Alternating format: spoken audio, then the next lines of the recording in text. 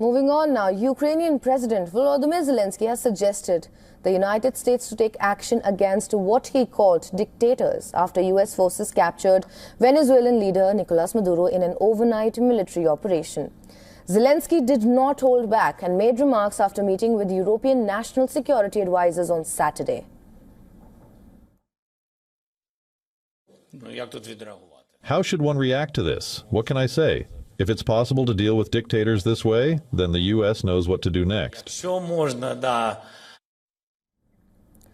Russia was among several nations on Saturday that demanded the Trump administration to release Maduro and his wife, Celia Flores, after they were captured from their home in the South American country.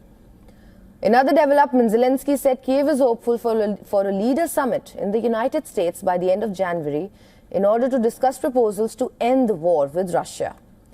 This as security advisors from Ukraine's top allies met in Kiev for talks on a US brokered plan, days after Ukraine announced a deal was 90% ready. Now, the delegation, including representatives from Britain, Germany, France, Italy, Spain, Poland, the Baltic and Nordic states, Canada and the Netherlands, arrived in the Ukrainian capital on Saturday. Officials from NATO, the European Council and the European Commission also took part. Ukrainian negotiator Rustem Umerov said participants discussed security guarantees, points of the peace plan, economic recovery and military political issues. US Special Envoy Steve Witkoff also joined the meeting virtually. Next week, the talks will continue during a European leaders meeting in Paris and then with the US negotiators. Diplomatic efforts to end Europe's deadliest conflict since World War II have gained pace in recent weeks, though both Moscow and Kiev remain at odds over the key issue of territory in a post-war settlement. Meanwhile, Zelensky says that if diplomacy to end the war failed, his country would continue to defend itself. US President Donald Trump has expressed frustration regarding the ongoing war in Ukraine, stating that he is not happy with the violence.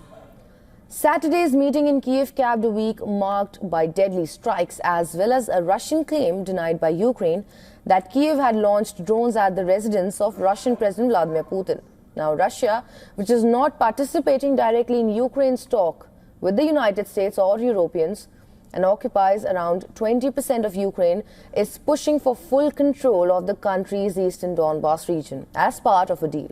Now, Kiev, on the other side, seeks solid guarantees. It has warned ceding ground will embolden Moscow and says it will not sign a peace deal that fails to deter Russia from invading again.